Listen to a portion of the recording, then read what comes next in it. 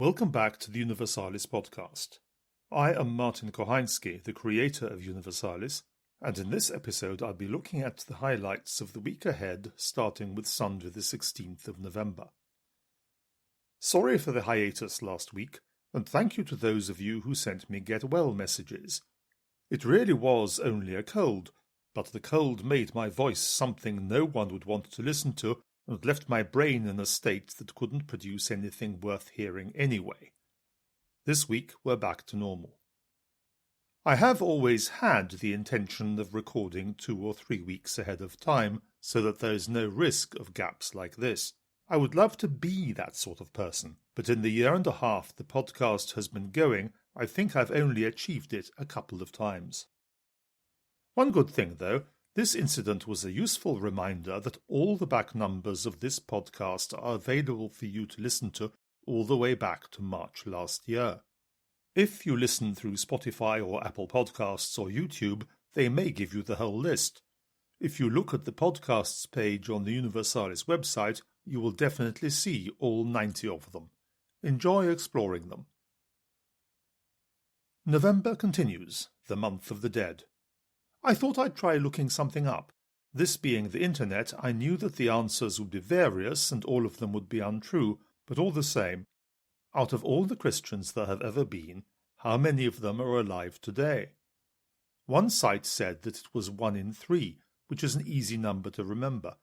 In other words, for each one of us who is walking around on the earth today, there are 2 of us on the other side of death, with God or on the way to being with God. This is a nice human proportion, and somehow it makes it easier to unite ourselves to them in prayer. The audio serialization of Dom Elred Watkins' book Resurrection is Now carries on. New installments come out on Monday and Wednesday each week, and since we are halfway through November, that means we are halfway through the book as well. 4 installments have gone, and there are another 4 to go. It is not too late to start. You can find every installment in the same place that you find the back episodes of this podcast. When I started recording the book, I did so because I thought it was a good idea. What more of a reason do we need for doing anything? What I have discovered since I started is what an amazing book this actually is. There is nothing like reading a text aloud to make you engage with every single word and phrase and sentence of it, as you try to give each of them all the value and meaning that they possess. If you have the same opportunity to do that sort of thing with, let's say, the Liturgy of the Hours, it's well worth trying it. Best of all, it's worth trying it when you're on your own. I know we are meant to be all about community and doing things together, but when you do try to do this thing together, recite the psalm exactly in step with all your neighbours, stand up when they stand up, sit down when they sit down, kneel when they kneel, you get so focused on the synchronization of your words and your actions with everyone else's that you actually don't notice what those words say or what those actions mean. Whereas if you are on your own and sure that no one is listening, you can set out to bounce the words off the walls of your empty room, and you will focus on the words themselves. In trying to do justice to them, you will find yourself giving every one of them its full meaning. You will know what they mean, and when you say them, you will mean it as well. Sometimes, when reading Resurrection is Now to record it, I have had the feeling that you could take almost any 2 sentences of it and make a sermon out of them. When Dom Elred says resurrection is now, he means now. He is not telling us what we are assured of in the future. He is saying that somehow all death, decay, or loss now contains resurrection already within it. As you walk across a half-frozen field in January, the rotting stalks of the plants already contain within themselves next spring's shoots. The resurrection of natural life is already here. And that is only one example. I wonder if this particular vision of resurrection comes of being a monk. Dom Elred arrived at Downside as a postulant at the age of 18, having chosen the place without ever having seen it. He will have known from the start that practically everyone he saw on that first day would die while he was in the monastery. They had the age, they had the seniority. In such a context, death is not a tragedy, something outside the ordinary course of things, something we have a right not to expect. It is as normal as breathing. On the last day of his life, I am told, Dom Elred went to Matins as usual at 6:30 in the morning. Then he said, "Pray for old Bushy, won't you?" Went to his room and died. Nothing could be simpler. If we really did believe that resurrection is implied in death, how different our obituaries would be. When you look in some serious publication, perhaps history, perhaps science, perhaps mathematics, from time to time they will have announcements of the deaths of eminent people. And even though these people have lived careers full of respect and achievement, those announcements always seem to start by saying, "We are shocked, saddened," or whatever. How nonsensical this is, you can see if you imagine the writers of those pieces going to a concert, and at the end, while the entire audience apart from them is applauding the beauty of the music, they just sit in stunned silence because it is over. How nonsensical, how absurd, how anti-Christian. If we were true Christians, wouldn't our obituaries start, "We were delighted to hear of the death of so-and-so, of the fulfillment of his life, his coming home at last to God"? If we Christians were true Christians, wouldn't our funerals be occasions of rejoicing? At this point I was going to say, why not gold vestments instead of black, as if it was something new and grand and radical, but fortunately I did a little research first.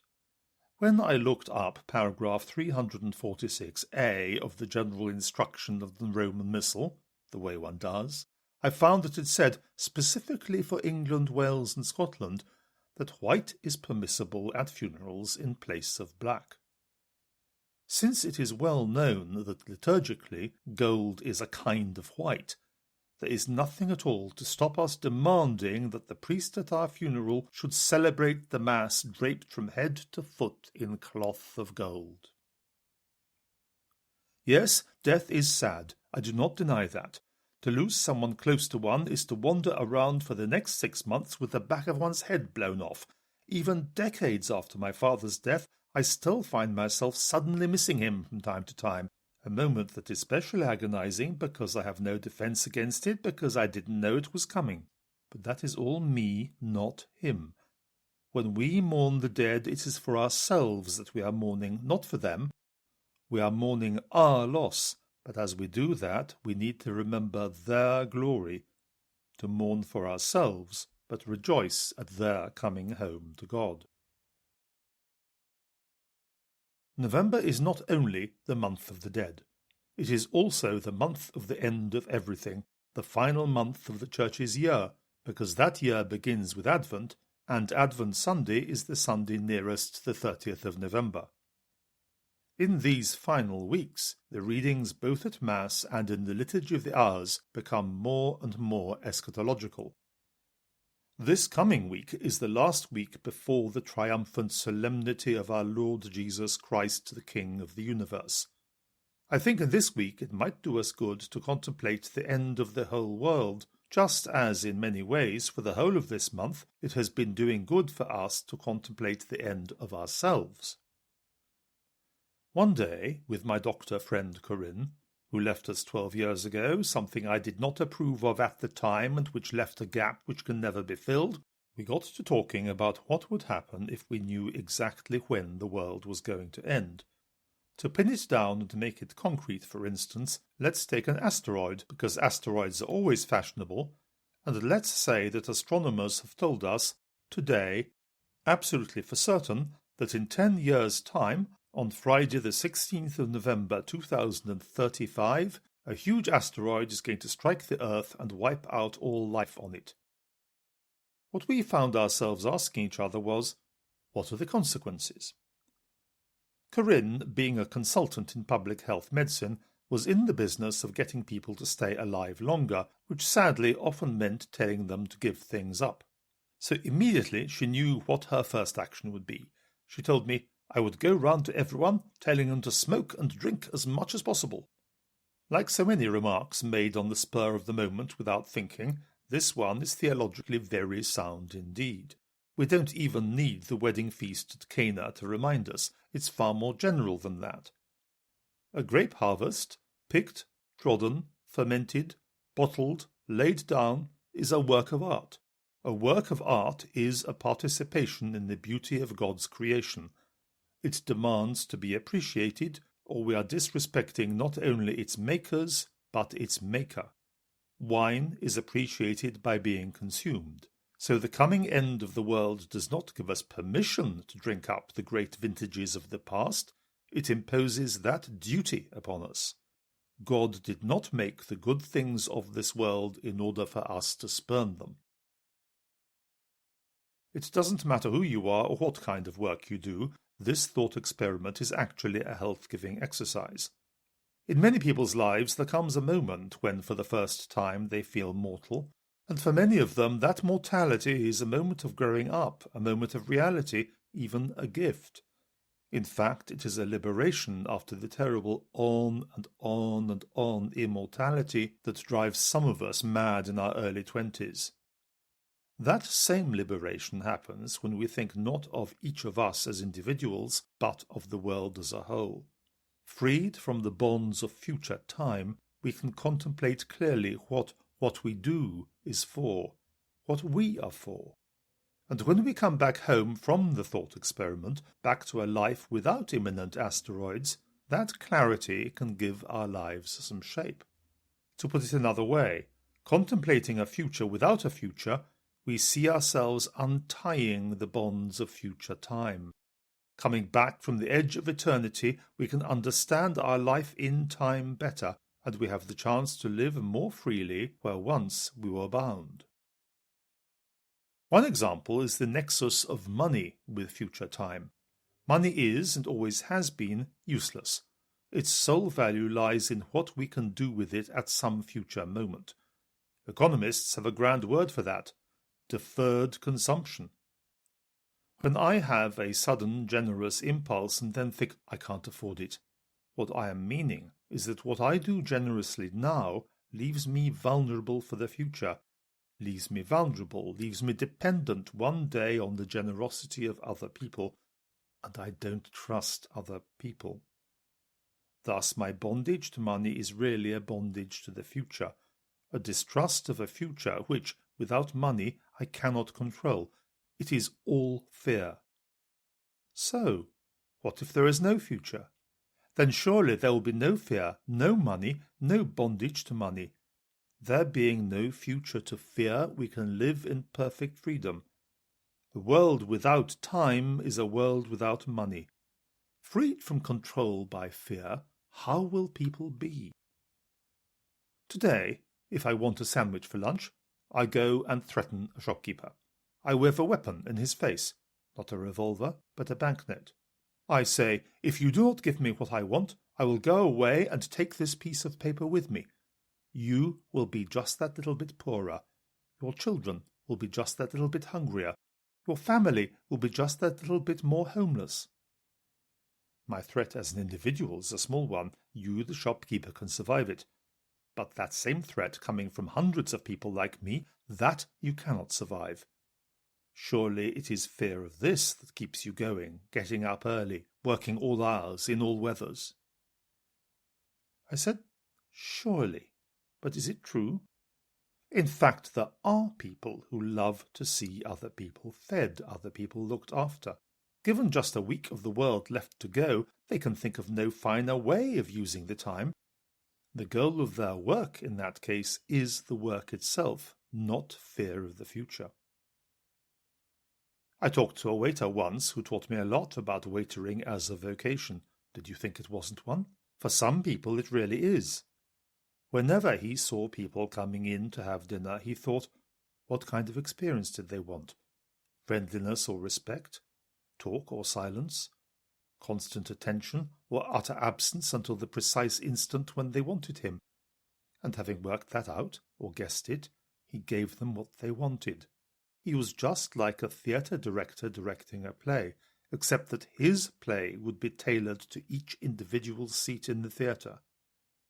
End of the world or no end of the world, what could make him give that up? One final example. There are people who drive buses for a living, to make money to feed their families. There is no dishonour in that, but is it the true motive? Because you imagine for a moment that you have the power to take 60 people who want to be somewhere other than they are, and to take them all to where they want to be. Would you willingly give up that power even if the world was ending? It was a relaxed afternoon conversation Corinne and I were having, but the theology of work is serious theology. Dorothy L. Sayers wrote about it just as the war was ending and a new world was coming, and no one knew what that new world ought to be, and they were arguing about it. Pope John Paul II wrote an encyclical solely dedicated to the dignity of work. By imagining the asteroid, we saw work for a moment in its pure aspect, its eternal aspect, you might say, and understood something about it even for ourselves, without this confusing business of money getting in the way. When we came back again to this busy world of ours, we were able to understand it just a little better. Almost whoever you are, this sort of exercise makes you think, and it shows you a little more of what the world is, and perhaps even what you are. A lawyer wondered what would happen when time was running out, so that a burglar would face a life sentence while a murderer would only get 6 months. Someone else in the same context told me a lot I never knew about how most societies, even in the most extreme situations, do not sink into chaos, but maintain a level of order in which people can live. We can wind this story up liturgically. We could keep cool about it and say that Friday the 16th of November 2035 is the feast of St. Edmund of Abingdon in England, St. Margaret of Scotland, St. Gertrude, and, in Poland, Lithuania, Belarus and Ukraine, all the successor states of the Polish-Lithuanian Commonwealth, it is the feast of the shrine of Our Lady of the Gates of Dawn. Isn't that enough for anyone, we'd say? Let's stick to it the way it is. But think how wonderful to have the opportunity to spend time giving thanks to God for all the gifts He has ever given us as we get ourselves ready to hand them back to Him. We can thank Him with the Mass in every form we know. The Sarum rite from medieval England, the Ambrosian rite from Milan, the Mozarabic rite from Spain, heaven knows how many exotic Eastern rites, the Tridentine rite, and our own neat workaday Novus Ordo. What a privilege to be choosing the readings and writing the prayers for such a liturgy. What a marvellous exercise it would be to plan such a thing, asteroid or no asteroid. And that is the end of this particular story. Perhaps it will spark something off for you. For myself, I have to say that having prepared to talk about it in this podcast, I very nearly changed my mind and deleted the whole thing because there was one class of people I had forgotten. In everything I have said so far, I have been talking in terms of people who are getting along in their lives, in a career or in a job or in a vocation, like my waiter friend. They manage or they don't quite manage, but there's no big drama. Their lives are ready to be wound up, wrapped up, completed. For them, the end of the world can be peace. But there are also people who have lost everything. Everything. They had everything, life, home, family, work, and it all went.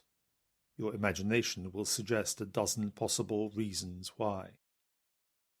They are like someone who is caught in a landslide or an earthquake, pulling at the rubble with his bare hands trying to get out. They go to work at 6 in the morning and come home at midnight for weeks, months, years, struggling to get back something of what they have lost, to get back, above all, into a state of self-respect. Their fingers are bleeding, their fingernails have worn away long since, and still they go on day by day, putting one stone away here, another stone there, scrabbling at the fallen earth. Day by day by day, and here I am, blithely proposing an exercise to them. Let's imagine there are no more days. Is that a spiritual exercise or a spiritual torment? Not having been, myself, in quite this situation, I have no right to speak. But let me try just a little. Let's remember first that Jesus says to precisely these people, "Come to me, and I will give you rest." He does not lie. Indeed, he is there standing next to them, even in their few hours of sleep, pulling at those same stones.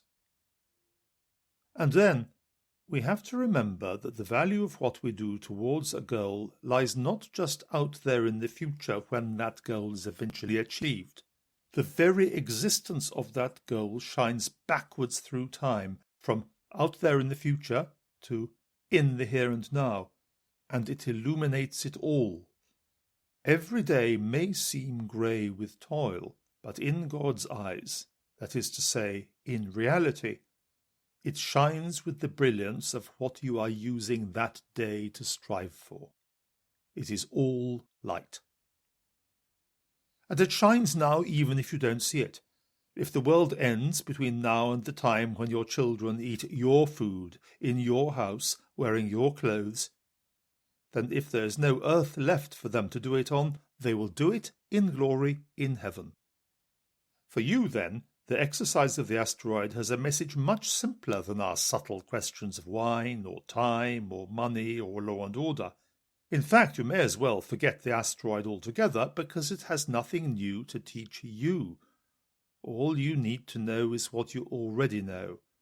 God is with you, side by side with you. God is with you, now and always. Let's calm ourselves down with a software story. There is a new feature in Universalis, in the apps on the iPhone, the iPad, and Android. Some of you have asked me for coloured backgrounds, perhaps parchment, perhaps duck egg blue or pistachio ice cream green, perhaps the brave pink of the Financial Times or the Gazzetta dello Sport. Now you can have them all. In Universalis, tap in the middle of the screen, the middle please, not the top, to make the toolbar appear at the top. In the toolbar, tap the rightmost button. That brings up the fonts screen. It used to control just the brightness and the size of the type. Now it controls colour and tint as well. In the middle of the sample text in the screen, there is a coloured four-headed arrow control. Drag it to get the colour you want. That's all for this week. Sorry again about last week's absence. If you'd like to write to us about anything, send an email to universalis@universalis.com. We look forward to hearing from you. Have a good week in every sense, and let's pray for one another.